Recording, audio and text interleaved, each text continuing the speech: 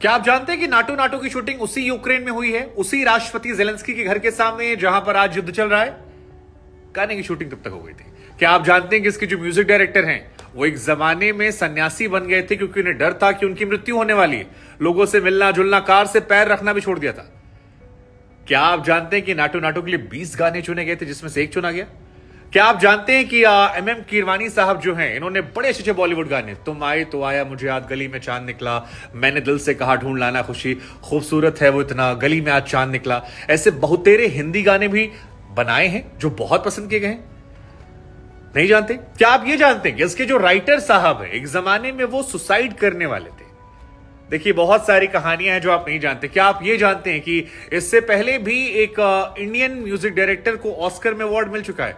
हालांकि वो फिल्म जो थी वो ब्रिटिश फिल्म थी, इसलिए उसे हम इंडियन फिल्म नहीं मानते और उसके बारे में इतना जिक्र नहीं कर रहे। लेकिन आज हम आपको कहानी सुनाएंगे उस नाटो नाटो की जिसने ऑस्कर में धूम मचा रखी है, जिसने ऑस्कर में अपना परचम लहराया है, जिसके हुक स्टेप्स को दुनिया भर में कॉपी किया गया, सोशल मीडिया में लोगों ने उसकी एक्टिंग की और आज भारत का मान सम्मान जो है उसने बढ़ाया है।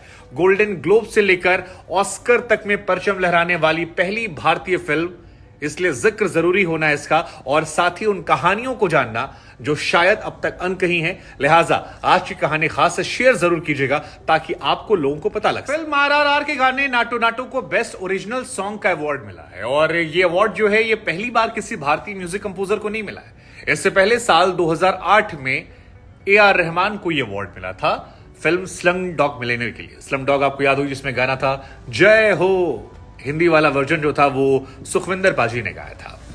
उस गाने को अवार्ड मिला था। हालांकि उसे हम भारतीय फिल्म नहीं कहते हैं क्योंकि वो ब्रिटिश सिर्फ की बनाई फिल्म थी और ब्रिटिश डायरेक्टर की फिल्म थी, लिहाजा उसका क्रेडिट हमें नहीं मिलता, जबकि हमारे म्यूजिक डायरेक्टर इसमें शामिल थे। और अब 15 सालों बाद नाटो नाटो जो है इसे वेव अवार्ड मिला। लेकिन आप जानते हैं इस गाने की शूटिंग कहां हुई थी? शूटिंग कहानी बड़ी दिलचस्प है। इस गाने की शूटिंग जो है वो यूक्रेन में हुई है, उसी यूक्रेन में जहां पर युद्ध चल रहा है। यूक्रेन की राजधानी कीव में मारिंस्की करके जगह है जहां पर यूक्रेनी राष्ट्रपति का पैलेस है, जेलेंस्की साहब का। वही जेलेंस्की जो टी शर्ट पहने पुतिन को अक्सर चुनौती देते हैं, उनके पैलेस के सामने ही यह गाना शूट हुआ है। 20 दिन में कहा जाता है 35 बार यह शूट हुआ है और तकरीबन 50 डांसर्स इसमें शामिल थे और 400 लोगों का स्टाफ था जो इस गाने की कोरियोग्राफी में रहा। और जेलेंस्की साहब से राजमौली और किरमानी जी ने परमिशन मांगी, उन्होंने परमिशन दी।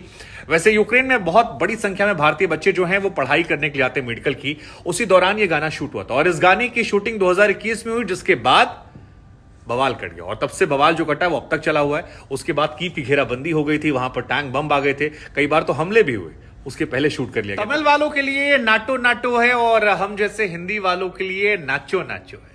वैसे नाचो नाचो जो है या नाटो नाटो जो भी कह लें, इस गाने की कोरियोग्राफी जो है वो जिन्होंने की है उन्होंने तकरीबन 100 से ऊपर स्टेप्स दिए थे और उन तमाम स्टेप्स में ये जो नाटो नाटो वाला स्टेप है इसे फाइनल किया गया था। इसके पीछे एक लॉजिक दिया गया था। लॉजिक ये था कि ये दो दोस्तों की कहानी है। राजमौली चाहते थे कि ये गाना जो है ये अच्छे स्टेप में शूट हो, लेकिन ऐसा स्टेप ना हो जिससे कोई आम इंसान कर ही ना पाए। वो जानते थे कि सोशल मीडिया की ताकत बहुत होती है और अगर सोशल मीडिया पर इसके हुक स्टेप को कॉपी कर लिया गया तो फिर तो नाटो ही नाटो होगा। और यही वजह रही कि जैसे ही ये गाना रिलीज हुआ 24 घंटे में 17 मिलियन से ऊपर चला गया था, सोशल मीडिया प्लेटफॉर्म्स पर छा गया था और उसके बाद जिधर देखो वहां पर नाटो गाने लिखे गए थे, जिसमें से ये वाला वर्जन जो है ये चुना गया था। मलयालम में भी और बाकी कई भाषाओं में भी आया था। लेकिन इस गाने को लेकर कहा जाता है कि 90% काम जो है लिखने का वो एक दिन में पूरा हुआ था और बाकी जितना गाना है उसने बहुत समय लिया था। और पूरा गाना शूट होने में और काम मतलब बनने से लेकर राइटिंग से लेकर खत्म होने में तकरीबन 20 महीने का वक्त लगा था एक गाने में। सोचिए कितना समय लगा होगा। नाटो नाटो जो आप देखते हैं इतना आसान नहीं रहा है, लेकिन कहते हैं ना सब्र का फल मीठा होता है। और आज देखिए पहले गोल्डन ग्लोब मिला और उसके बाद अब ऑस्कर में बेस्ट ओरिजिनल सॉन्ग का अवार्ड। जलवा। इस गाने के चार्म का अंदाजा पैसे लगा सकते हैं कि जब फर्स्ट डे ये गाना रिलीज हुआ तो नाटो नाटो के तमिल वर्जन पर 17 मिलियन व्यूज 24 घंटे में आए थे। ओवरऑल 5 भाषाओं में ये रिलीज जब हुआ तो 35 मिलियन व्यूज 24 घंटे में मिले थे। और अभी हिंदी वाले पे ही तकरीबन 2.5 मिलियन लाइक्स हैं और 265 या 70 मिलियन व्यूज उस पर हैं। हिंदी वाले की बात कर रहा हूं मैं, तमिल वाला नाटो नाटो तो अलग है। तमिल वाले नाटो नाटो की कहानी आप ऐसे समझ सकते हैं कि तमिल वाला जो नाटो नाटो है वो तमिल का पहला सॉन्ग था जिससे 1 मिलियन लाइक्स मिले थे। तो ये तो गाने की कहानी हमने बता दी, कैसे गुरु हिट था और कैसे पसंद किया, जो यहां से लेकर गोल्डन ग्लोब और फिर उसके बाद ऑस्कर तक छा गया। अब बताते हैं कहानी सुसाइड वाली, मृत्यु वाली और कुछ और दिलचस्प कहानी, जिससे आप जान कहेंगे रू ऐसा भी होता है, मतलब होता तो है। जादू है, नशा है, चलो तुमको लेकर चले, मैंने दिल से कहा ढूंढ लाना खुशी, आभे जा, कभी शाम ढले तो मेरे दिल में आना, गली में चांद निकला। ये तमाम वो गाने हैं जो करीम साहब ने कंपोज किए और बहुत हिट रहे। खूबसूरत है वो इतना सहा नहीं जाता। लेकिन एक दौर ऐसा आया कि जब किरमानी साहब के गुरु ने कहा कि तुम्हारी असमय मृत्यु होने वाली है। दरअसल हुआ कुछ यूं कि इनकी पत्नी जो है श्रीवल्ली जी, वो गर्भवती थी और इनके गुरु जी ने कहा कि तुम्हारी असमय मृत्यु होने वाली है, 1.5 साल का टाइम पीरियड तुम्हारे लिए बड़ा खतरनाक है। और इतने ज्यादा ये उस बात को गंभीरता से ले जाते हैं कि उसके बाद इन्होंने लोगों से मिलना जुलना बंद कर दिया। 1.5 साल तक इन्होंने लोगों से मुलाकात नहीं की और बीच में गाने कुछ कंपोज किए, लेकिन वो मार्क दामी ऐसा कुछ नाम था जिसके नाम से इन्होंने म्यूजिक कंपोज किया, यानी अपना ओरिजिनल नाम जो है MM कीरवानी उसको हटा दिया और मरीक दामनी ऐसा कोई नाम था जिसके नाम से इन्होंने म्यूजिक कंपोज करना शुरू कर दिया। कार से उतरने के पहले भी ये समय लेते थे, बिना गुरुजी की परमिशन के इन्होंने लोगों से मिलना, फोन उठाना, यहां तक कि सड़क पर कदम रखना भी बंद कर दिया। और उसके बाद जब इनकी पत्नी गर्भवती हो गई, बच्चा हो गया, तो उस पूरे टाइम स्पैन को खत्म करने के बाद वापस ये नॉर्मल हुए, वरना इन्हें लगता था कि इनकी असमय मृत्यु हो जाएगी। अब इस विश्वास को आप क्या कहेंगे, आस्था या अंधविश्वास जो भी है। लेकिन बात करते हैं इसके म्यूजिक डायरेक्टर प्रेम रक्षित को लेकर। प्रेम रक्षित जो है वो भी एक जमाने में सुसाइड करने वाले थे। दरअसल हुआ कुछ यूं कि 1993 में इनकी फैमिली में डिस्प्यूट हुआ, जिसकी वजह से परिवार बिखर गया। इनके पिताजी सड़क पर आ गए और उसके बाद प्रेम रक्षित जो है वो टेलर की शॉप पर काम करने लगे। पिता म्यूजिक इंडस्ट्री में स्ट्रगल कर रहे थे। एक रोज इन्हें लगा कि मैं सुसाइड कर लेता हूं, जिसके बाद शायद जहां मैं काम करता हूं वो लोग सांत्वना के तौर पर मेरे परिवार को 50,000 रुपए दे देंगे, जिससे मेरा घर परिवार चल जाएगा।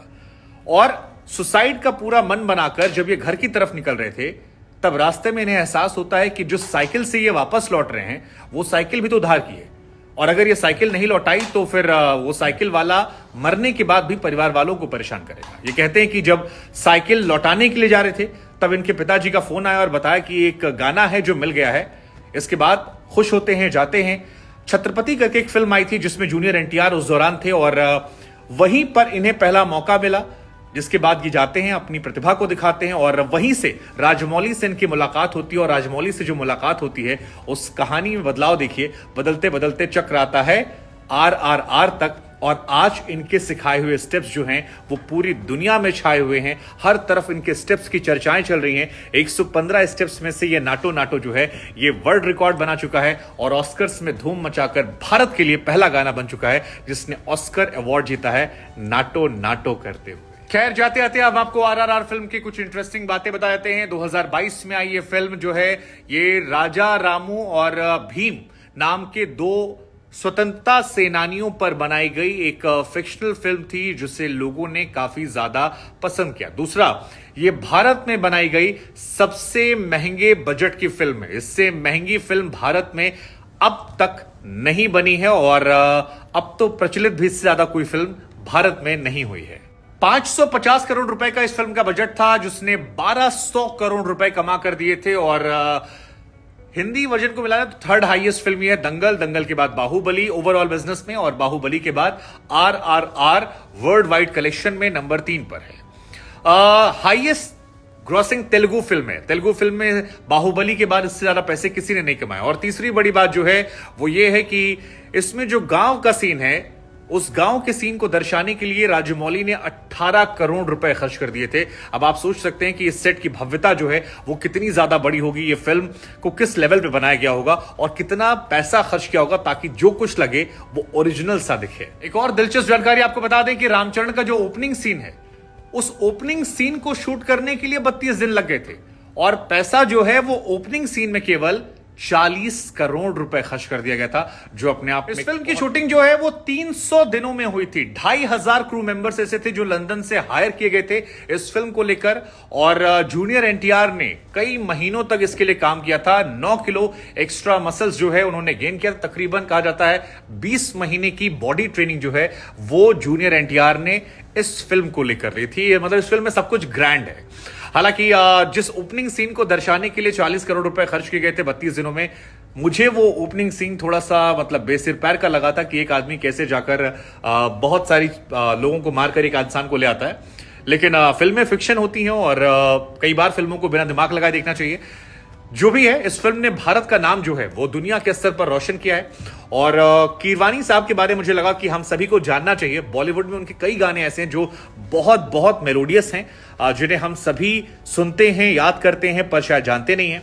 तो इस फिल्म को लेकर इन पूरी टीम को बधाई, भारत के सभी लोगों को बधाई। और साथ ही एक सवाल हमारा आपसे है कि बॉलीवुड की फिल्में, जो इतने सारी फिल्में आती हैं हर साल, इतने सारे म्यूजिक डायरेक्टर्स हैं, बड़े बड़े डायरेक्टर्स हैं, उनका परचम इंटरनेशनल मंच पर क्यों नहीं लहरता? क्यों नहीं गोल्डन ग्लोब या ऑस्कर के जो अवार्ड्स हैं वो भारतीय फिल्मों को मिलते हैं, जबकि साउथ फिल्मों का दबदबा जो है वो वहां देखने को मिलता है? ओरिजिनलिटी, कंटेंट पर ज्यादा काम करना, हाईली क्रिएटिव होना, क्या लगता है आपको? बताइएगा जरूर कमेंट करके।